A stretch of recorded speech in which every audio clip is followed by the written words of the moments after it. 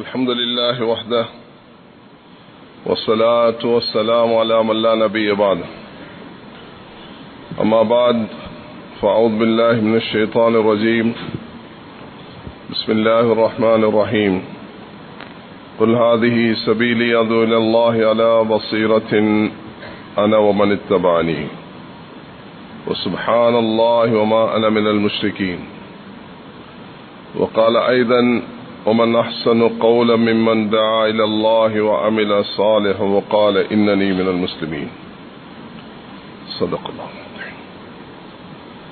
அல்லாஹ்வின் நல்லடியார்களே, அன்பு சகோதரர்களே, பெரியார்களே, அல்லாஹ்வை அஞ்சு பயந்து தக்வாவை கடைபிடிக்குமாறு முதலாம் எனக்கும் அப்பால் உங்களுக்கும் நசியத்தும் வசியத்தும் செய்து கொள்கிறேன். இன்று காலையில் இந்த நாட்டுடைய மெஜஸ்டிக் கோர்ட்ல ஒரு சாட்சி வழங்குவதற்காக போலீஸ் தரப்பிலிருந்து அழைக்கப்பட்டிருந்தேன். அதுக்கு அந்த சாட்சிக்கு போய் தான் இப்ப நான் வந்து கொண்டிருக்கிறேன்.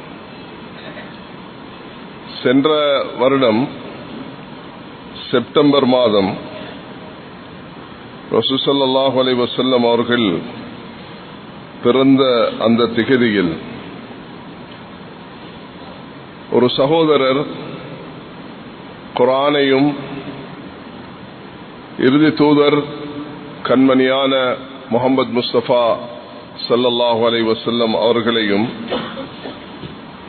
மிக நோவிக்கும் விதத்தில் சில விஷயங்களை பதிவு செய்திருந்தார். அதற்கு அல்லாஹ்வுடைய கிருபையால் இந்த நாட்டுடைய சில முக்கியஸ்தர்கள், உலமாக்கள், துறை சார்ந்தவர்கள் போலீஸ்ல இது விடயமாக ஒரு பதிவை செய்து அதனுடைய 2வது அமர்வாக இன்று நான் முதல் சாட்சியாக அழைக்கப்பட்டிருந்தேன். அதில் அல்லாஹ்வுடைய குர்ஆனை நிந்தத்ததும் நபியவர்களை நோவித்து பேசியதும் இப்படிப்பட்ட விஷயங்கள் சட்ட முரணானதென்று அவர் தண்டிக்கப்பட்டிருந்தார். இன்று சாட்சிக்கு அழைக்கப்பட்ட நேரத்தில், அவருக்கு அவகாசம் கொடுக்கப்பட்ட நேரத்தில் தான் இதை ஒரு சுமூகமாக முடித்துக் கொள்வதாக அவர் முன்வைத்தார். ஜட்ஜ் அவர்கள் சுமூகமாக முடிக்கிறதில்லை, இது இந்த செக்ஷனின் படி ஒரு பெரிய குற்றம், அதனால் முதலாவது நீங்க மன்னிப்பு கேட்க பண்ணிக்கொண்டு இதுக்கு பிறகு நான் இதை செய்ய மாட்டேன் என்ற அந்த நிலைப்பாடு எடுத்து நீங்க வருவதாக இருந்தால்தான் இதை சுமூகமாக முடிக்க முடியும். நீங்க குற்றத்தை ஏற்றுக்கொள்ளாமல் சுமூகமாக முடிக்கிறதாக இருந்தா இந்த கோர்ட் அதுக்கு அனுமதி தரமாட்டாது என்று இதை உங்களுக்கு ஒரு அவகாசம் தரப்படுகிறது. நீங்க யோசித்து வருவதற்கு, நீங்க இதை கில்ட்டி என்றதை ஏற்றுக்கொண்டு நான் ஒரு குற்றவாளி, மத நிந்தனையில் ஈடுபட்டிருக்கிறேன், நான் இந்த நாட்டில் சுமூகமாக பல சமூகங்கள் இருக்கக்கூடிய நேரத்தில் ஒரு மார்க்கத்தை நீங்க நிந்திச்சிருப்பது அது ஒரு பாரிய குற்றம் என்ற காரணத்தினால்தான் நீங்க தண்டிக்கப்பட்டீர்கள். இதை நீங்க ஏற்றுக்கொள்ள இல்லை என்றால் அது அடுத்த மாதங்கள் இருந்து இது தொடரும். நீங்க குற்றத்தை ஏற்றுக்கொண்டு மன்னிப்பு கேட்டவராக இதுக்கு பிறகு செய்ய மாட்டேன் என்ற நிலைப்பாடு எடுத்தீங்கன்னா இது சுமூகமாக முடித்துக் கொள்ளலாம் என்ற நிலைப்பாடை இந்த இந்த ஜட்ஜ் அவர்கள், நீதிபதி அவர்கள் எடுத்தது மனசுக்கு பெரிய சந்தோஷத்தை, எங்களுடைய நிலைப்பாடை அவர்கள் உறுதிப்படுத்தியதை நாம் எல்லோரும் அல்லாஹ்விடத்தில் அல்ஹம்துலில்லாஹி பிநிஅமதிஹி தத்திம்முஸ் ஸாலிஹாத் என்ற அந்த துஆவை சொல்லிக் கொள்ள வேண்டும். சட்டம் உலகத்தில் நிலைநாட்டப்படும் பொழுது நிச்சயமாக அல்லாஹு தஆலா உலகத்துக்கு சாந்தியையும் சமாதானத்தையும் அல்லாஹ் ஏற்படுத்துகிறான். ரசூல் ஸல்லல்லாஹு அலைஹி வஸல்லம் அவர்களிடத்தில் வந்து ஹஜ்ரத் உஸாமா ரலியல்லாஹு அன்ஹு அவர்கள் சிபாரிசு செஞ்ச நேரத்தில் நபி அவர்கள் மிக ஆத்திரப்பட்டார்கள். என்னுடைய மகள் ஃபாத்திமா குற்றம் செய்தாலும் நான் கையை வெட்டுவதற்கு தயங்க மாட்டேன் என்று நபி ஸல்லல்லாஹு அலைஹி வஸல்லம் அவர்கள் சொன்னார்கள். அதனால் கண்ணியமானவர்களே, நான் இங்கு 2 முக்கியமான விடயங்களை உங்களோட இன்றைய ஜும்மாவில் பகிர்ந்து கொள்ள விரும்புகிறேன். முதலாவது, நாம் இந்த நாட்டுடைய பிரஜைகள். அல்லாஹ் இந்த நாட்டில் பல வருடங்களாக முஸ்லிம்களாக எங்களை வாழ வச்சிருக்கிறான். நாம் அல்லாஹ்வுக்கு பெரிதும் நன்றி செலுத்த கடமைப்பட்டிருக்கிறோம். எப்ப நாங்க எங்களோட கடமையை சரியாக நிறைவேற்றுவோமோ அப்ப நிச்சயமாக நாங்க வெற்றி அடைய முடியும். உலகத்தில் வெறுமனே மெரிட்ஸ் சிறப்புகளை சொல்லி வாழ இயலாது. பங்காளிகளாக மாறுவதை கொண்டுதான் ஒரு விடயத்தில் ஒரு மனிதன் சக்சஸ் ஆக முடியும். அதற்கு சில முக்கியமான விஷயங்களை உங்களோடு நான் பகிர்ந்து கொள்ள விரும்புகிறேன். ரசூலுல்லாஹி அலைஹி வஸல்லம் அவர்கள் மதீனாவுக்கு சென்ற பிறகு 4 விடயங்களை மையப்படுத்தி 10 ஆண்டுகள் நபி அவர்கள் முயற்சி எடுத்தார்கள். ஆக முக்கியமாக ஸ்பிரிச்சுவல் டெவலப்மெண்ட், 2வது எஜுகேஷன் டெவலப்மெண்ட், 3வது எக்கனாமிக் டெவலப்மெண்ட், 4வது பொலிட்டிக்கல் டெவலப்மெண்ட். இந்த 4 வகையான ஆத்மீக மேம்பாடு, அது ஸ்பிரிச்சுவல் முன்னேற்றம். கல்வி மேம்பாடு, அது ரசூலுல்லாஹி அலைஹி வஸல்லம் அவர்கள் குர்ஆன் வழிகாட்டக்கூடிய குல் ரப்பி ஜித்னி இல்மா, யா அல்லாஹ் இல்மை எனக்கு அதிகரிக்க செய் என்ற அந்த துஆவை அல்லாஹ் கற்றுக் கொடுத்ததை நபி அவர்கள் அது செய்து வந்தார்கள். அதே நேரத்தில் ஒரு மனிதனுடைய ஒரு நாட்டுடைய முன்னேற்றத்துக்கு பொருளாதாரத்துடைய வளர்ச்சி ஆக முக்கியமாக இருக்கிறது. எக்கனாமிக்கல் டெவலப்மெண்ட், இதிலையும் ரசூலுல்லாஹி அலைஹி வஸல்லம் கவனம் செலுத்தினார்கள். அதே நேரம் அரசியலும் இஸ்லாத்தில் ஒரு பகுதிதான் என்பதை ரசூலுல்லாஹி அலைஹி வஸல்லம் உறுதிப்படுத்தி அதனுடைய முன்னேற்றத்துக்கும் நபி அவர்கள் இதுல வழிகாட்டினார்கள்.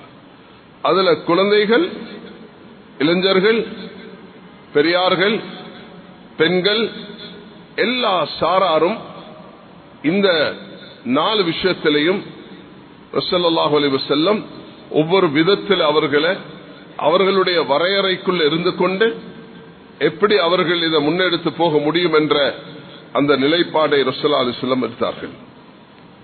இதை நாம் பார்க்கும் பொழுது முக்கியமாக நபி அவர்களுடைய அந்த முதல் கட்டத்தில் சஹாபாக்கள் எல்லோரும் சரிசமமாக பங்கெடுத்தார்கள். ஆத்மீக வளர்ச்சியில ஒரு வாலிபர் அப்துல்லா இப்னு உமர் ரலியல்லாஹு அன்ஹு அவர்கள், அந்த வாலிபரை உமர் ரலியல்லாஹு அன்ஹு மகன் ரசூலுல்லாஹி அலைஹி வஸல்லம் உமர் ரலியல்லாஹு அன்ஹுடைய அந்த கண்ணியத்துக்காக, அவர் செய்த தியாகத்துக்காக அவர்களுடைய மகள் ஹப்சாவை நபி அவர்கள் கல்யாணம் முடித்தார்கள். அபூபக்கர் ரலியல்லாஹு அன்ஹு அவர்கள் செய்த தியாகம், அது உடைய உறவில் ஆயிஷா ரலியல்லாஹு அன்ஹா அவர்களை ரசூலுல்லாஹி அலைஹி வஸல்லம் தன்னுடைய மனைவியாக தெரிவு செய்தார்கள். அது மட்டுமல்ல, அவர்கள்ட்ட இருந்த இந்த சிறப்பம்சத்தை பார்த்தீங்கன்னா சுப்ஹானல்லாஹ், ஆத்மீக ரீதியில ஆயிஷா ரலியல்லாஹு அன்ஹா ஒரு முன்மாதிரியாக அவர்கள் இருந்தார்கள். மார்க்கம், கல்வி என்று எடுத்துக்கொண்டீங்கன்னா குர்ஆனை மனனம் செய்தது மட்டுமல்ல, ஹதீஸுடைய 2600 ஹதீஸ்களை பாடமாக்கியிருந்தார்கள். ஒரு நாள் அஸ்மா ரலியல்லாஹு அன்ஹா மூத்த சகோதரியுடைய மருமகன் உர்வா பின் ஜுபைர் சாட்சி கிட்ட வந்து ஒரு கேள்வி கேட்டார்கள். சாட்சி கிட்ட என்ன கேள்வி கேட்டார்கள்னா, சாட்சி, நீங்க உங்களை பார்த்தா எல்லா விஷயத்திலையும் நீங்க குர்ஆனை மனனம் செய்றீங்க, ஹதீஸ நீங்க விவரிக்கிறீங்க, ஃபத்வாக்களை நீங்க வழங்குறீங்க, இப்படி அல்லாஹ் உங்களுக்கு பல ஆளுமையை தந்திருக்கிறார். மக்கள் வந்து சில மருத்துவத்தை கேட்கும் பொழுது அதிலே நீங்க வழிகாட்டுறீங்க. இது எப்படி சாத்தியமாகிச்சு என்று கேட்டார்கள். சொன்னார்கள், யூதர்கள் வருவார்கள், யூதர்கள் வந்து என்ன செய்வாங்கன்னா நபியோட உரையாடுவார்கள், நபி ஸல்லல்லாஹு அலைஹி வஸல்லம் அவர்களோட உரையாடுவார்கள், மருத்துவ விஷயங்களை பேசுவார்கள். அந்த நேரத்தில் நான் மத்த பக்கம் திரும்பி கொண்டு அந்த சின்ன வீட்டுக்குள்ள கேட்டுக்கொண்டிருப்பேன். அதுல படிச்சதுதான் பெரிய யூனிவர்சிட்டி, ஆக்ஸ்போர்ட் கேம்பிரிட்ஜுக்கு போகல, பெரிய பெரிய யூனிவர்சிட்டியில படிக்கல. அந்த சின்ன இடத்துல இருந்து மார்க்கத்துடைய விஷயமாக கவனமாக அவர்கள் கேட்ட காரணத்தினால அல்லாஹு தஆலா ஆயிஷா ரலியல்லாஹு அன்ஹா அவர்களுக்கு இதை கொடுத்தான். இமாம் புகாரி ரஹ்மத்துல்லாஹி அவர்கள் சொல்கிறார்கள், ஆயிஷா ரலியல்லாஹு அன்ஹா இடத்துல பெண்கள் குன்ன யுர்சில்னல் குர்சுஃப, பெண்கள் தன்னுடைய மாதவிடாய் இரத்தத்தை அவர்கள் அந்த காட்டன்ல வச்சு அனுப்பி வைப்பார்கள். ஆயிஷா ரலியல்லாஹு அன்ஹா அதை பார்த்துட்டு சொல்லுவாங்க, இது நோயினால வந்ததா அல்லது இவர்களுடைய வளமையான மாதவிடாயில சேர்ந்ததா என்று. அல்லாஹ் அந்த அளவுக்கு ஆயிஷா ரலியல்லாஹு அன்ஹா அவர்களுக்கு அந்த நுணுக்கத்தை கொடுத்திருந்தான். அப்ப அவர்கள் ஆத்மீகத்துல கொடுக்கிறதுக்கு வந்தா சுப்ஹானல்லாஹ், அவர்களுடைய கொடைய பார்த்தா சுபவிலிருந்து மாலை வரைக்கும் வந்த 1,00,000 தீனார திர்ஹம பங்கிட்டார்கள். மாலையில இஃப்தார் செய்யறதுக்கு ஒன்றும் இருக்கல்ல. மருமகன், இன்னொரு மருமகன் அப்துல்லா இப்னு ஜுபைர், அப்துல்லா என்பவர் சாட்சி கிட்ட போய் சொன்னார், சாட்சி என்னத்துக்கு இப்படி எல்லாம் கொடுக்கறீங்க? சொன்னாங்க, நீ யார் என்ன தடுக்கிறதுக்கு, என்ன இடத்துல கொடுக்கறத கேட்கறதுக்கு? நான் 9 வருடமாக நபியவர்களோட வாழ்ந்து என்ன நெஞ்ச விட்டு பிரிந்த அந்த நபியவர்கள் சக்கராத்துல என்ன நெஞ்சில சாய்ந்து அவர்கள் பிரிந்த அந்த காட்சி கண்ட நீ வந்து எனக்கிட்ட இப்படி கேள்வி கேட்டியே, எனக்கு இந்த உன்னுடைய தலையீடின் காரணத்தினால நான் உன்னோட இதுக்கு போற வாழ்நாள்ல பேச மாட்டேன் என்று சத்தியம் செய்தார்கள். அந்த அளவுக்கு கொடுக்க வந்தா அப்படி, அவருடைய இபாதத்தை எடுத்தா அப்படி, அவருடைய குர்ஆன் எடுத்தா இப்படி. ஸல்லல்லாஹு அலைஹி வஸல்லம் மௌத்தாகும் பொழுது 18 வயதுல அவர்கள் இருந்து நபி அவர்களுடைய மௌத்துக்கு பிறகு அவர்கள் 63 வயதை அடைந்து உலகத்தில் பல சாதனைகளை புரிந்துவிட்டு அவர்கள் போனத வரலாறு நமக்கு காண்பிக்கிறது. உமர் ரலியல்லாஹு அன்ஹு ஆட்சி காலத்தில் அவர்களுக்கு பைத்துல் மால்ல இருந்து ஒரு காணி கொடுக்கப்பட்டது விவசாயத்துக்காக வேண்டி. அப்ப மற்ற மனைவிமார்கள் நபியுடைய அந்த 9 பேர் நபி அவர்கள் மௌத்தாகும் பொழுது 7 பேர் சொல்லிட்டாங்க, உமர் ரலியல்லாஹு அன்ஹு அவர்களே, நீங்களே இதை விவசாயம் செஞ்சு எங்களுக்கு வரக்கூடிய லாபத்தை தந்துருங்க என்று சொன்னார்கள். ஆயிஷா ரலியல்லாஹு அன்ஹா, ஹப்ஸா ரலியல்லாஹு அன்ஹா சொன்னாங்க, அது சரி வராது, நீங்க எங்கள்கிட்ட தாங்க, நாங்களே இதை டெவலப் பண்றோம் என்று சொல்லி சஹாபி பெண்மணிகளும் கூட இந்த விஷயத்தில் எப்படி கவனம் செலுத்தினார்கள் என்பதை நபி அவர்களுடைய மௌத்துக்கு பிறகு அவர்களுடைய தக்வா, அவர்களுடைய உள்ளச்சம், அவர்களுடைய தொடர்பு உம்மத்துக்கு வழிகாட்டக்கூடிய பர்சனல் லைஃப் விஷயமாக சஹாபாக்களுக்கு ஏதும் பிரச்சனை வந்தா, பெண்களுக்கு எதுவும் பிரச்சனை வந்தா ஆயிஷா ரலியல்லாஹு அன்ஹா வருவார்கள். அவர்கள் அதை மிக விளக்கமாக சொல்லிக் கொடுப்பார்கள். சுப்ஹானல்லாஹ், அவர்களுக்கு கொடுத்தப்பட்ட அந்த ஆளும திறமைய இந்த உம்மத்துக்கு நபியுடைய வஃபாத்துக்கு பிறகு 45 வருஷ காலமாக சிறப்பாக ஒரு விதவையாக இருந்து திருமணம் முடிக்க முடியாத சட்டம் அவர்களுக்கு இருந்து ஒரு உம்மஹாத்துல் முஃமினீன் மூமின்களுடைய தாயாக இருந்து இந்த உம்மத்துக்கு சிறப்பாக இதை வழிநடத்தினார்கள். அதனால் கண்ணியமானவர்களே, நாங்க ஒவ்வொருவரும் எங்கட மஸ்ஜிதுகள்ல இந்த 4 விஷயத்தை மையப்படுத்தி நாங்க மார்க்க கல்வி, உலக கல்விக்கு வழிகாட்டப்பட வேண்டும். எப்படி துறை சார்ந்தவர்களை உருவாக்குறது, அட்மினிஸ்ட்ரேஷன் சைடு ஆக முக்கியமானது. நாங்க டிஃபென்ஸ்ல பங்காளிகளாக மாற வேண்டும். ஜுடிஷரியில நான் இன்றைக்கு மேஜிஸ்ட்ரேட்ல பாக்கிறேன், 1856 இருந்து 1900 சொச்சம் வரைக்கும் 100 வருஷத்துடைய அந்த பேர் வந்திருக்குது. கவலையாக கண்ணீராக இருந்தது. ஒரு முஸ்லிமுடைய பேரும் அதுல இல்ல. முஸ்லிமுடைய பேரும் நாங்க இதுல பங்காளிகள் ஆகக்கூடாதா? துறை சார்ந்தவர்களாக எங்கட பிள்ளைல உலமாக்களை தயாரிக்க கூடாதா? நாங்க ஒரு காலத்துல டிஃபென்ஸ்ல பெரிய பங்காளிகளாக இருந்தோம். இன்று அது இல்லாமல் போயிருச்சு. இந்த நிலைமை மாற்றப்படாவிட்டால் இந்த நாட்டுடைய பங்காளிகளாக நாங்கள் இருக்கிறது கஷ்டமாகும். கண்ணியமானவர்களே, நாங்க அட்மினிஸ்ட்ரேஷன் சைட்லையும் மீடியாலையும் நாங்க பாலிடிக்ஸ்லயும் எங்களுடைய மார்க்கம் அனுமதிச்ச எஜுகேஷன்லயும் நாங்க இதுல பூர்த்தியாக முன்மாதிரியானவர்களாக எங்களை பார்க்கும் பொழுது, எங்களுடைய வாழ்க்கை நடைமுறையை பார்க்கும் பொழுது அது அல்லாஹ் ரசூல் ஞாபகம் வரணும்.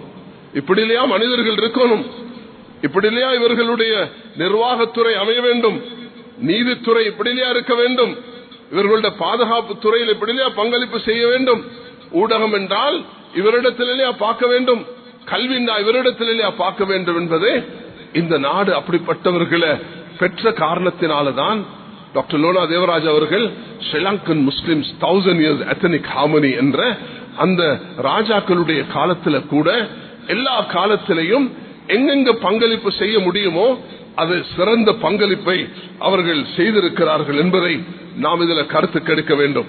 அதே நேரத்தில் கண்ணியமானவர்களே, நாங்க இன்றைய பொருளாதார வளர்ச்சிக்காக வேண்டி நாங்க என்ன செய்யணும்?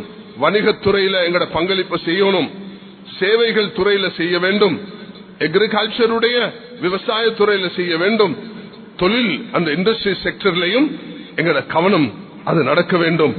இல்லை என்றால் நாங்க இந்த நாட்டுடைய ஒரு வளர்ச்சிக்கு பங்களிப்பு செய்தவர்களாக கருத மாட்டோம். ஒன்றுமே பங்களிப்பு செய்யாம அதையும் தான் இதையும் தான் என்று கேட்கிறதே அது நியாயமாக இருக்க மாட்டாது. பங்களிப்பு செஞ்சுட்டு மெரிட்ஸ் நீங்க முன்வைக்க கொள்ள யாரும் அநியாயம் செய்த வந்தா அல்லாஹ் அவர்களை விட மாட்டான்.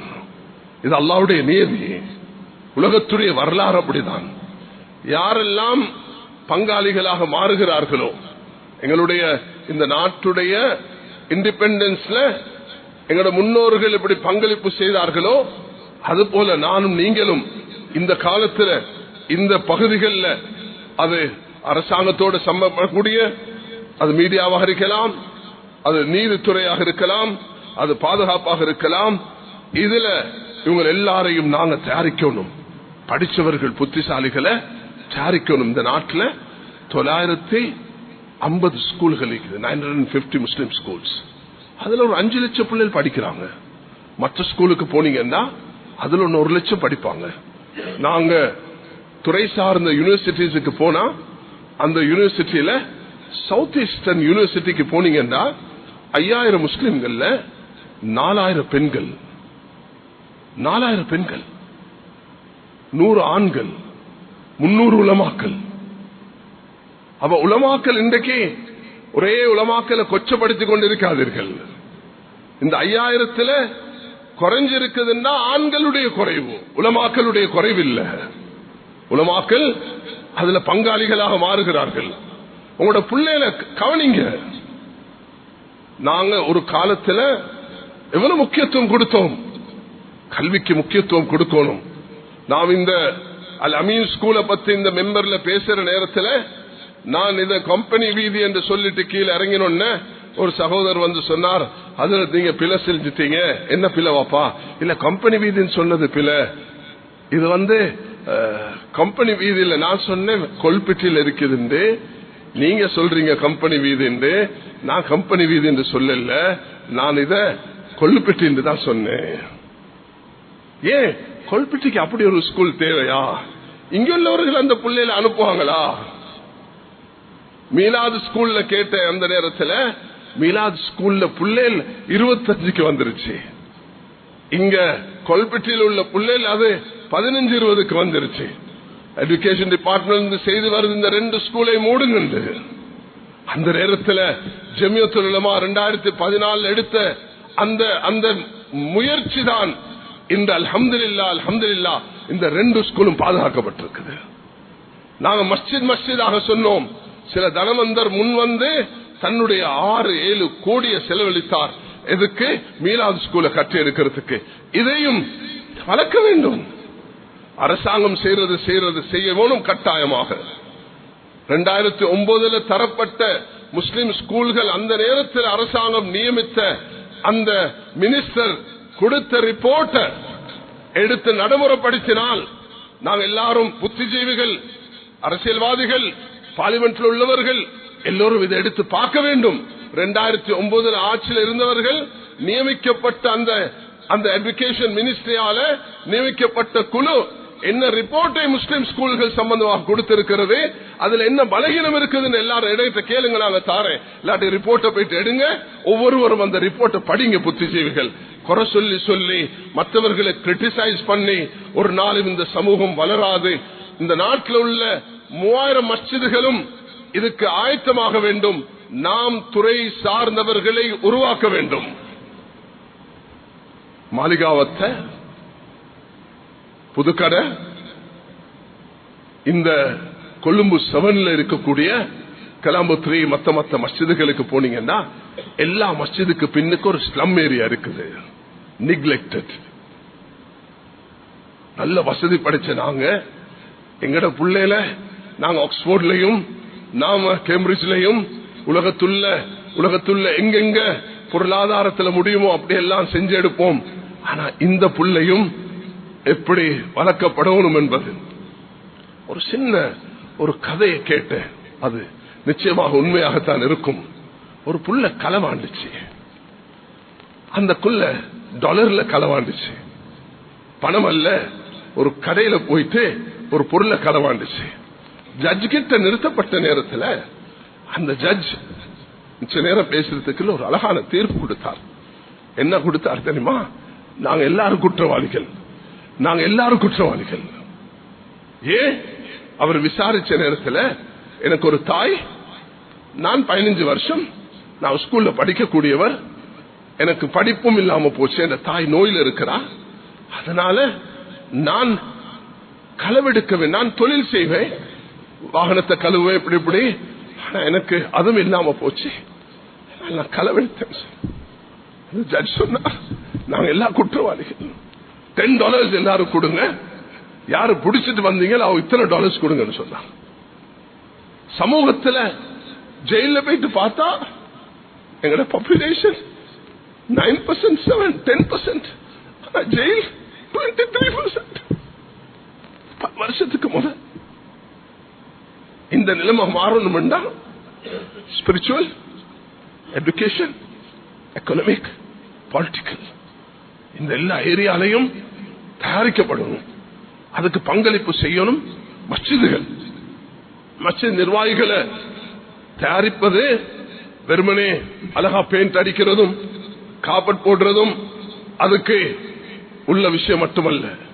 இந்த ஒரு மஸ்ஜித் ஃபண்ட் ரைஸுக்கு வந்திருக்கிறாங்க, அது பாஸ்போர்ட் வழங்கக்கூடிய பகுதியில் அமைந்திருக்கக்கூடிய மஸ்ஜித். அந்த மஸ்ஜிதுக்கு தாராளமாக இன்றைய மஸ்ஜித் நிர்வாகம் முடிவெடுத்திருக்கிறாங்க அவர்களுக்கு உதவி செய்ய. வந்திருக்கக்கூடியவர்கள் அந்த தேவையை பார்த்து, எனக்கு இந்த மஸ்ஜித் தேவை இருக்குது, இதுக்கு நான் எப்படி பங்களிப்பு செய்வது என்றதை பாருங்க. மஸ்ஜித் கண்ணியமானவர்களே, மார்க்க விஷயங்கள் படிக்கப்படக்கூடிய அதே நேரத்தில் இந்த மாளிகாவத்திலையும் இந்த புதுக்கடையிலையும் இந்த ஸ்லம் ஏரியாக்கள் இருக்கக்கூடிய பிள்ளைகளுக்கு டாய்லெட் வசதியும் இல்லை, வீட்டில் படுக்கிறதுக்கு விடவில்லை. அந்த பிள்ளைகள் எப்படி படிப்பாங்க? அவர்கள், நீங்க உங்களோட பணத்தை செலவழித்து, நான் பல முறையில சொல்லியிருக்கிறேன், உங்களோட பணம் கொழும்புல சம்பாதிக்கக்கூடியவர்களே, உங்களோட பணம் நீங்க கண்டிக்கு எடுத்துட்டு போவீங்க, கோலுக்கு எடுத்துட்டு போவீங்க, ஹம்மன் தொட்டைக்கு எடுத்துட்டு போவீங்க. முதலாவது உங்களோட ஜகாத்தை இங்க கொடுக்க பழகுங்க. நீங்க சம்பாதிச்சுட்டு வெறுமனே நான் கண்டியன் என்ற காரணத்தினால கண்டிக்கு மட்டும் கொண்டு போயிட்டு கொடுத்தா, கொழும்பு நான் வந்து காலியை சேர்ந்தவன் காலிக்கு மட்டும் கொடுத்தா, இந்த கொழும்பு இப்படியே தான் இருக்கும், இதுக்கு ஒரு வளர்ச்சி வரமாட்டாது. கொழும்புல எங்க ப்ரொஃபஷனல்ஸ் உருவாக்கி இருக்கிறோம். மஸ்ஜிதுகள் இதுல கவனம் செலுத்துங்க. 200 மஸ்ஜிதுகள், 12 பெடரேஷன்களை அல்லா தாலா உருவாக்கி தந்திருக்கிறான். மாஷா அல்லா, பிளட் வரக்குள்ள ஒவ்வொரு மஸ்ஜிதும் இதுக்கு கவனம் செலுத்துறது போல இந்த விஷயத்திலையும் கவனம் செலுத்துங்க. அப்பதான் நாங்களும் இந்த நாட்டுக்கு ஒரு பார்ட்னராக மாறுவோம், பங்காளியா. எங்களோட முன்னோர்கள் இதுக்கு தியாகம் செஞ்சது போல நாங்களும் இதை செய்யறதாக இருந்தா இந்த அடிப்படையில தான் எங்களுடைய இது போக வேண்டும். ரசூல் ஸல்லல்லாஹு அலைஹி வஸல்லம் அவர்கள் சிறார்களை தயாரிச்சார்கள். ஆக நான் இன்று என்னுடைய இந்த sermon is basically I am speaking the strategic planning followed by our beloved Rasulullah alaihi wasallam towards development of spiritual development, educational development, economical development and political development. These are 4 very important areas and we have to concentrate on administration, and we have to concentrate how our children can participate in judiciary, how our children can participate in defense, how our children can participate in future media. These are the areas we have to concentrate, and we have to develop individually in agriculture sector, industrial sector, and corporate sector, and service sector. இந்த பகுதிகளுக்கெல்லாம் நாங்க எங்களோட பங்களிப்பு செய்யறது இதுதான். ரசூல் ஸல்லல்லாஹு அலைஹி வஸல்லம் உருவாக்கிய ஒரு உம்மத். ஸல்லல்லாஹு அலைஹி வஸல்லம் உருவாக்கிய உம்மத் இப்படிப்பட்ட ஒரு உம்மத்தை தான் உருவாக்குறாங்க. மஸ்ஜிதுகள்ல பைத்துல் மால், அல்ஹம்துலில்லாஹ் இங்க பைத்துல் ஜகாத் இருக்குது.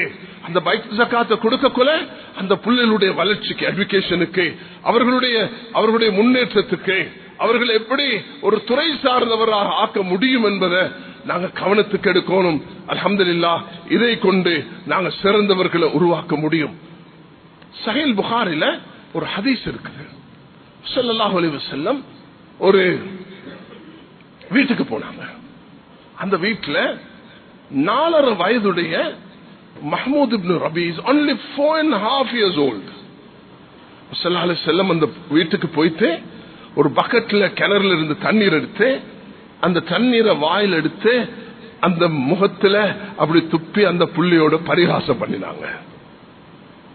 That 4.5 year child is narrating a hadith in Sahih Bukhari. ஒரு 4 வயது புள்ளைய ரசூலுல்லாஹி அலைஹி வஸல்லம் எப்படி வளர்த்தாங்க? அனஸ் இப்னு மாலிக்ஸ் mother, she was widow, ஒரு விதவையாக இருந்து she took her child. Anas ibn Malik சொன்னாங்க, யா ரசூலல்லாஹ், I am handing over this child to you. Subhanallah, 10 long years Anas ibn Malik radiyallahu anhu was Rasulullah alayhi wasallam.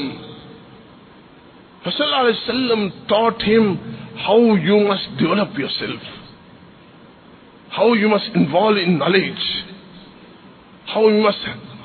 Anas was spiritually, you can't only involve in one thing. You're only for politics, only for education, only for economic. No.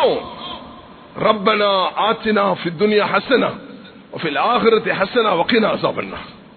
Allah Taala நீங்க துனியாலையும் அழகாக ஆகிரத்திலையும் அழகாக கேட்கும்படியாக சொல்கிறான். துனியாவையும் பொருளாதாரத்தில், அரசியல்ல, spiritual இல்லாம என்ன செஞ்சும் அதுல பயனடைய மாட்டோம். ஸல்லல்லாஹு அலைஹி வஸல்லம் உருவாக்கிய ஒவ்வொருவரும் இந்த ஸ்பிரிச்சுவல் சைடை பெற்றுக்கொண்டு உமர் ரலியல்லாஹு அன்ஹு செய்த ஆட்சி. நான் ஒரு நாள் ஜெர்மனியில் இருக்கக்குள்ள ஒருவர் ரோட்ல கண்ட ஒரு கோல்ட் செயின் அதை எடுத்தார். அந்த கோல்ட் செயின் எடுத்துட்டு போயிட்டு லாஸ்ட் அண்ட் ஃபவுண்ட் அங்க பதிவு செய்யறதுக்கு ஒரு இடம் இருக்குது, லாட்ஜ் பண்ணி. he was so honest. நீங்க சென்ற மாதத்துல பாத்தீங்க, மாத்தல சைடுல அந்த வெஜிடபிள் ஸ்டால்ல ஒரு முஸ்லிம் சகோதரர் 6 லட்சம் பணத்தை ஒரு மூட்டை தூக்கக்கூடியவர், அவர் அந்த 6 லட்சம் பணத்தை கொண்டு போயிட்டு டிபார்ட்மெண்ட்டுக்கு கொடுத்து, அது இந்த நாட்டை சேர்ந்த ஒரு பௌத்த சகோதரருடைய பணம். அவர் அந்த பணத்தை எடுக்கக்குள்ள கண்ணீர் வடிக்கிறார், இந்த முஸ்லிம் சகோதரர் இப்படி நடந்து கொண்டார் என்று. இதுதான் நேர்மை, இதுதான் எங்கள்கிட்ட வர வேண்டும். ஹஜ்ரத் உமர் ரலியல்லாஹு அன்ஹு அவர்கள் இந்த கல்ச்சரை தான் உருவாக்கினார்கள். உமர் ரலியல்லாஹு அன்ஹு அவர்கள் இந்த சிறப்பான கல்ச்சர் உருவாக்கினார்கள். அப்ப இந்த பிரான்ஸ்ல இந்த செயினை கொண்டு போயிட்டு லாஸ்ட் அண்ட் ஃபவுண்ட்ல பதிவு செஞ்சு பேர் எழுதினதுக்கு பிறகு சில காலம் அவர்கள் தேடிட்டு இவருக்கு ஒரு கடிதம் வருது. அவர் என்கிட்ட வந்து ஃபத்வா கேட்கிறார். அந்த கடிதம் என்ன வருதுன்னா, நாங்க சர்ச் பண்ணினோம், இது கிடைக்கல, அதனால இட்ஸ் பிலாங் டு யூ. அப்ப இது பிரான்ஸ்ல, ஐரோப்பிய நாடுகள்ல ரூலிங்ஸ் ஜுடிஷியரி சைட்ல சில சட்டங்களை வகுக்கக்குள்ள உமர் ரலியல்லாஹு அன்ஹு ஆட்சி காலத்துல இஸ்லாம் சொன்ன முறைய, ஒரு பொருள் காணாமல் ஆகினா அதை கொண்டு போயிட்டு அவன் தூக்கி கொண்டா, பொறுமதியான ஒன்றாக இருந்தா, அது பணமாக இருந்தா 1 வருஷம் அவர் அனௌன்ஸ் பண்ணணும். இதை நான் பெற்றிருக்கிறேன், யாரு வாங்க. அதுக்கு பிறகு அவருக்கு அதை யூஸ் பண்றதுக்கு அனுமதி இருக்குது, அதுக்கு சில விளக்கங்களோட மார்க்க சட்டங்களோட அதுக்கு அனுமதி இருக்குது என்றத பிந்தி யாரும் வந்தா அதை எப்படி திருப்பி கொடுக்கணும் போன்ற சட்டங்கள் அதுல சொல்லப்பட்டிருக்கு. அதனால உமர் ரலியல்லாஹு அன்ஹு ஸ்பிரிச்சுவல் சைட பாத்தீங்கன்னா அவரு ஒரு லீடர், ஒரு தலைவர், ஒரு பிரசிடென்ட். அவருடைய உள்ளத்துல யாரும் அழுதா, ஒரு தாய் அழுகிறா, she was crying. இந்த தாயிட்ட போயிட்டு கேட்டாங்க, why you are crying? சொன்னா, Umar made me to cry. Why Umar made to cry? She didn't know that he is Umar, he is Khalifa. என்ன காரணம் என்று கேட்டா சொன்னாங்க, and the husband he died being an army force, he was killed. ஆனா I am unable to get that amount of money unless I feed my child 2 years. 2 வருஷத்துக்கு போல பால் குடிச்ச பிறகுதான் உமர் ஒரு சட்டத்தை போட்டு இருக்கிறார், அதுக்கு பிறகுதான் எனக்கு கிடைக்கும் என்று சொன்னார். உமர் தான் he oppressed me. உமர் ரலியல்லாஹு அன்ஹு உடனடியாக அந்த சட்டத்தை மாற்றினார்கள். உமர் ரலியல்லாஹு அன்ஹு ஒரு நாள் ஒரு தாய்க்கு கஷ்டமாக இருக்குது, அவர்கள் தேடி போறார்கள் அந்த பெண்ணுக்கு உதவி செய்யறதுக்கு, தந்த மனைவி அழைச்சு கொண்டு போகிறார்கள். கண்ணியமானவர்களே, உலமாக்கள், தனவந்தர்கள், படித்தவர்கள், அரசியலில் ஈடுபடக்கூடியவர்கள், we have to work a team work. அப்பதான் we will develop this country as Muslims. அதுக்கு மஸ்ஜித் had to play a big role. பெண்கள் இந்த நாட்டுடைய பங்காளிகள், அவர்கள் குழந்தைகளை வளர்க்கிறதோட குழந்தைகளுடைய எதிர்காலத்துக்கு பங்காளிகளாக மாற வேண்டும். துறை சார்ந்த ஆலிம்கள், ஹாபிஸ்கள் உருவாக்கப்படுறது போல என்னென்ன துறை இஸ்லாம் அனுமதிச்சிருக்கிறதோ அந்த துறைகள்ல எங்கட பிள்ளைகளை நாங்க ஈடுபடுத்தணும் என்று முதலாக நான் கேட்டுக்கொள்கிறேன். ஆக ஸ்பிரிச்சுவல் டெவலப்மெண்ட், ஆன்மீக மேம்பாடு, எஜுகேஷன் டெவலப்மெண்ட், கல்வி மேம்பாடு, எக்கனாமிக்கல் டெவலப்மெண்ட், பொருளாதார மேம்பாடு, பொலிட்டிக்கல் டெவலப்மெண்ட், அரசியல் மேம்பாடு, இதுல நாங்க ரசூல் ஸல்லல்லாஹு அலைஹி வஸல்லம் மதீனால சஹாபாக்கள் எப்படி தயாரிச்சார்கள், முஸ்லிம்கள் இன்றைய பொருளாதார வகைகள்ல, எக்ரிகல்ச்சர்ல எங்கட மக்கள் நல்ல வளர வேண்டும், இண்டஸ்ட்ரியல் செக்டர்ல நாங்க தொழில் துறையில ஈடுபட வேண்டும், வணிக கோஆபரேட் துறையில ஈடுபட வேண்டும், நாங்க சேவைகள்ல ஈடுபடணும். இதா குதியத்திஸ் ஸலாத்து ஃபன்தஷிரு ஃபில் அர்த் வப்தகு மின் ஃபضலில்லாஹ் வذ்குருல்லாஹ கஸீரன் லஅல்லகும் துஃப்லிஹூன். நீங்கள் ஜும்மா தொழுகை நிறைவேற்றி விட்ட பிறகு பள்ளியிலிருந்து வெளிப்பட்டு பூமியில் பரவி சென்று அல்லாஹ்வுடைய அருளை தேடிக் கொள்ளுங்கள் என்று அல்லாஹ் தஆலா நீங்கள் வெற்றியுடைய அந்தவர்களாக மாறுவீர்கள் என்று அல்லாஹ் சொன்னது போல நாங்களும் எங்களோட தீன் எங்களுக்கு இதை வழிகாட்டிருக்கிறது. துஆ கேட்கும் பொழுது ரெண்டையும் அடிப்படையாக வைத்து கேட்க வேண்டும் என்பதை இஸ்லாம் வலியுறுத்துகிறது. நபி அவர்கள் வழிகாட்டி தந்திருக்கிறார்கள். இதுல நாங்கள் எல்லாரும் கவனம் செலுத்த வேண்டும். கண்ணியமானவர்களே, மூணாவது விஷயம், first I said what has happened today in magistrate court, அது எங்கள் எல்லாருக்கும் பெரிய சந்தோஷம். அதுக்கு நாங்கள் அல்லாஹ்ட்ட துஆ செய்ய வேண்டும். Second, how to develop, how we can be part of this country, Muslims. அதுக்கு மஸ்ஜித் எப்படி பங்களிப்பு செய்ய வேண்டும். எங்களோட பிள்ளைகள் ஜெயிலுக்கு போக கூடாது, எங்களோட பிள்ளைகள் இந்த துறை சார்ந்தவர்களாக மாறணும். எங்களோட ஜீரோ ஜெயில் முஸ்லிம்ஸாக மாற வேண்டும். அதுதான் எங்களுடைய 2025 டார்கெட்டாக அமைய வேண்டும். எங்களோட பிள்ளைகள் எல்லாம் ஜெயிலுக்கு ஒரு நாளும் போக கூடாது, நாங்க அல்லாஹ்வோட தொடர்புள்ள அடியார்களாக மாற வேண்டும் என்ற அந்த இலக்கு நோடி போக வேண்டும். மூணாவதாக இறுதியாக ஒரு விஷயத்தை சொல்கிறேன், இதை செய்யாம நாங்க ஒரு நாளும் சக்சஸ் ஆக இயலாது. அதுதான் அல்லாஹ் தஆலாவுடைய தூதர் ஸல்லல்லாஹு அலைஹி வஸல்லம் அவர்கள் சொன்னார்கள், பல்லிகு அன்னி வலவ் ஆயா, என்னிடமிருந்து ஒரே ஒரு சிறிய செய்தி கிடைத்தாலும் சரி, ஒரு சின்ன ஹதீஸ் கிடைச்சாலும் சரி, அதை எத்தி வைங்க என்று நபி அவர்கள் சொல்கிறார்கள். குல் ஹாதிஹி சபீலி அஜூ லல்லாஹி அலா பஸீரத்தின் அன வ மன் இத்தபஅனி, சூரத் யூசுப் 108வது திருவசனம். அல்லாஹ் தஆலா மிக தெளிவாக சொல்கிறான். chapter 12 and the verse number 108. இத ஒவ்வொருவரும் try to read this understand very well. ஸல்லல்லாஹு அலைஹி வஸல்லம் சொல்கிறார்கள், நீங்க சொல்லுங்க, இதுவே என்னுடைய நெறிய பாதை, இதுதான் என்னுடைய வழியாகும். அல்லாஹ்வின் பால் உங்களை அழைக்கிறேன், நானும் என்னை பின்பற்றுவர்கள் தெளிவாக நாணத்தின் மீது இருக்கிறோம். ஆக அல்லாஹ் மிக தூய்மையானவன், அவனுக்கு இணை வைப்போரில் நானும் ஒருவனாக அல்ல என்று ஸல்லல்லாஹு அலைஹி வஸல்லம் அவர்கள் சொல்கிறார்கள். கண்ணியமானவர்களே, யாரெல்லாம் சந்தர்ப்பம் கிடைக்குதோ இந்த நாட்டில் நாங்க எங்கட மார்க்கத்தை 4 விஷயம் செய்யணும்.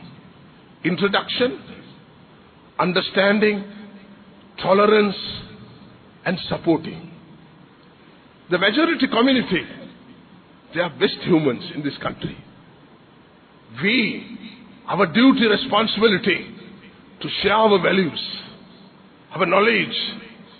But Allah has said in Holy Quran, அது Allah Ta'ala மிக தெளிவாக சூரத்துல் அன்ஆம்ல Allah Ta'ala சொல்கிறான், நீங்க வேறொரு மார்க்கத்தை திட்டாதீங்க. நீங்க கிரிட்டிசைஸ் பண்ணினால் அவர்கள் உங்களோட அல்லாஹ்வை திட்டுவார்கள். ஒரு நாளும் இதை செய்யக்கூடாது. லா இக்ராஹ ஃபித்தீன், எங்களோட மார்க்கத்தில் இந்த பலவந்தம் கிடையாது. லக்கும் தீனுக்கும் வலிய தீன், your religion for whom, my religion for us.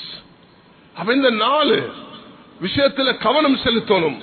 Introduction, இலங்கையில இருக்கக்கூடிய அல்ஹம்துலில்லாஹ் பன்சலைகள், சர்ச்கள், கோவில்களுக்கு நாங்க போறது எம்மதமும் சம்மதம் என்பதற்கு அல்ல, அது எங்கட மார்க்கம் அல்ல. லக்கும் தீனுக்கும் வலிய தீன், உங்களோட மார்க்கம் உங்களுக்கு, எங்கட மார்க்கம் எங்களுக்கு. ஆனா எங்களை பத்தி கிரியேட் பண்ணப்பட்ட டவுட்ஸ் லாஸ்ட் ஃபியூ இயர்ஸ், நாங்க அதுக்கு செஞ்ச முயற்சி என்ன? நாங்க மக்களை தூண்ட இல்ல, மக்களுக்கு நாலேஜ் ஷேர் பண்ணினோம், மக்களுக்கு மார்க்கத்தை சொன்னோம். நாங்க செய்யல குர்ஆனுடைய விளக்கம் மக்களுக்கு சொன்னோம். சிங்கள மொழியில குர்ஆனை டிரான்ஸ்லேட் பண்ணினோம். ஜிஹாதின் மீது அவர்களுக்கு சந்தேகம், அதுக்கு ஒரு புக்கை நாங்க எழுதி வெளியிட்டோம். இந்த பன்சலைகளுக்கு சென்று இந்த ஃபாதர்ஸ் சந்திச்சு அவர்களுக்கு நாங்க இதை ஷேர் பண்ணினோம். அல்லாஹ் தஆலா எங்கேயும் அநியாயம் நடந்தா ஹதீஸ்ல வருகிறது, உன்சுர் அகாக ஸாலிமன் அவ் மظلومன், நீங்க உங்களோட சகோதரர் அநியாயம் செய்யக்குள்ள அநியாயம் செய்யக்கூடியவருக்கும் உதவி செய்யுங்க, அநியாயம் செய்யப்பட்டவருக்கும் உதவி செய்யுங்க. அன்சுருஹு மظلومன் கஃப அன்சுருஹு ஸாலிமன், அநியாயம் செய்யப்பட்டவருக்கு உதவி செய்யறது விளங்குது. அநியாயம் செய்யறவருக்கு எப்படி யா ரசூலுல்லாஹ் உதவி செய்யறது சொன்னாங்க? அநியாயம் செய்யறவரை தடுக்கிறது தான் அந்த அநியாயத்துக்கு செய்யற உதவி. அல்ஹம்துலில்லாஹ். இத்ஃபா பில்லதி அஹ்சன். கண்ணியமானவர்களே, மார்க்க ரீதியாக உலமாக்களை, இந்த நாட்டுடைய புத்திஜீவிகளை, முக்கியஸ்தர்களை பல வகையில தூண்டினார்கள். ஆனா நிதானமாக சட்டத்துக்கு மதிச்சு ஒவ்வொருவரும் தன்னுடைய பங்களிப்பு செய்திருக்கிறாங்க. நான் பொதுவாக இந்த விஷயத்தை கவனத்துக்கு எடுங்க, எல்லாருக்கும் துஆ செய்யறது. நானும் நீங்களும் அப்படித்தான். we have to pray for every individual. நாங்க யாரையும் கிரிட்டிசைஸ் பண்ணி கோண பண்ணி ஒரு சமூகம் உருவாகலாது. ஒரு சமூகம் உருவாகிறதாக இருந்தா இந்த மெம்பர்ல பரமல சொல்லி இருக்கிறேன், a prostitute, she gave water to a dog. Allah forgive her and grant a Jannah. நானும் நீங்க இல்ல சொர்க்கத்துக்கு ஆள் அனுப்புறது, that's Allah's duty. நாங்க மனிதர்களை மதிச்சு அவர்களை சகிச்சு tolerance, supporting on humanitarian basis, மனிதர்கள் என்ற அடிப்படையில் உதவி செஞ்சு எங்கட பார்லிமெண்ட்ல இருக்கக்கூடியவர்களுக்கும் they have some responsibility. மார்க்கம் ஒரு விஷயம் வரக்குள்ள உலமாக்களோட பேசி அந்த மார்க்கத்தை சரியாக பார்லிமெண்ட்ல முன்வைக்கணும். யாருக்கு அல்லாஹ் அந்த சந்தர்ப்பத்தை கொடுத்திருக்கிறானோ, நாய்க்கு தண்ணீர் கொடுத்த ஒரு பெண்ணுக்கு அல்லாஹ் சொர்க்கத்தை கொடுக்கலும்டா, ஏண்ட இஹ்லாஸ் உங்களுடைய இஹ்லாஸ உலகத்துல யாருக்கும் அளக்கேலாது. யௌம நஸினுல் மவாஸின் அல் கிஸ்ல யௌமில் கியாமா, கியாமத்துடைய நாளையில் அல்லாஹ் தராசுல வச்சு நிற்பான். அந்த நேரம் தான் இவர் இஹ்லாஸ்ல இருந்தாரா இல்லையான்னு தெரியும். அதனால வெளியே பார்த்து யாருக்கும் தீர்ப்பு கொடுத்து இவர் அப்படி அப்படின்னு சொல்லவானா, ஒரு டீம் ஒர்க் பண்ணுவோம், எல்லாரும் சேர்ந்து மஸ்ஜிதுகளை பேஸ் பண்ணுவோம், இந்த சமூகத்தை வளர்த்தெடுப்போம், இந்த நாட்டு பற்றுள்ளவர்களாக மாறுவோம். அதுக்கு நான் ஓதின சூரத் யூசுப் 108வது இந்த திருவசனம், ஒவ்வொரு முஸ்லிமும் அல்லாஹ்வுடைய தீனை எத்தி வைக்க முன்வர வேண்டும். இல்லண்டா அல்லாஹ் கிட்ட நாளை கியாமத்து நாளையில யா அப்துல்லாஹ், யா அப்துர் ரஹ்மான், யா அபூபக்கர், அல்லாஹ் கேட்பான், உனக்கு இந்த மார்க்கம் அல்லாஹ் தந்தது, whether you convey this message to your friends, we will be questioned the day of Qiyamah. துனியால அல்லாஹ் இதுக்கு பனிஷ்மென்ட் தருவான். வ இல்லா தன்ஃபிரு யுஅذிபுக்கும் அதாபன் அலீமன் வ யஸ்தப்தில் கௌமன் கைரக்கும். I had a friend, very beloved friend to me. We both studied in Pakistan in 1986. When he was traveling in a ferry in 1973, he was watching a group of people praying in a ferry. He embraced Islam. He's a very good musician. Subhanallah. He became a scholar. Still, he's living in Detroit, America. I invited him many times, arranged some programs, and once he was crying and saying that my parents still not embrace Islam. Allah has blessed me with this. When our Haji Anif went to Australia, in my childhood, I was hearing in this masjid, he was saying, நான் அமெரிக்காவுக்கு போனேன், அப்துல்லா என்பவர் என்ற கையை பிடிச்சு கேட்டார், ஓ ஹாஜி அனிஃபா அவர்களே, you are very delayed to come to me to convey this message. கண்ணியமானவர்களே, நாங்க நீங்க எல்லாரும் இந்த நாட்டுடைய நல்லதை எடுத்துக்கொண்டு மக்களோடு சேர்ந்து முஸ்லிம்களுக்கு மத்தியில யூனிட்டியும் ஒற்றுமை ஏற்படுத்தி இந்த தீனை அறிமுகப்படுத்த நாங்க யாருக்கும் low force in religion. We will not go and say you embrace Islam. We will say what is our Islam. எங்கட மார்க்கம் என்ன?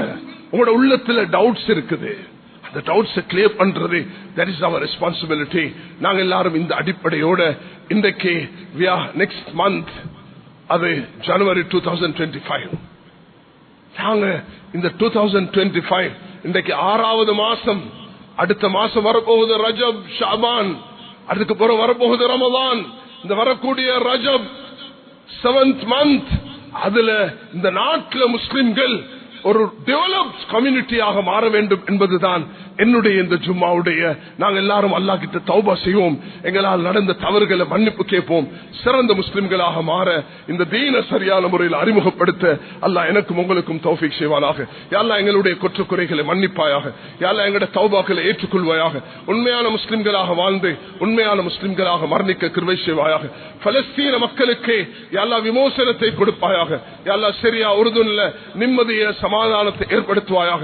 இந்த நாட்டையும் ஒரு சிறந்த உலகத்தில் சிறுபான்மை நாடுகள்ல ஒரு சிறந்த நாடாக ஆக்கி தருவாயாக. வாஹிர் தாவா அல்ஹம்துலில்லாஹி ரப்பில் ஆலமீன்.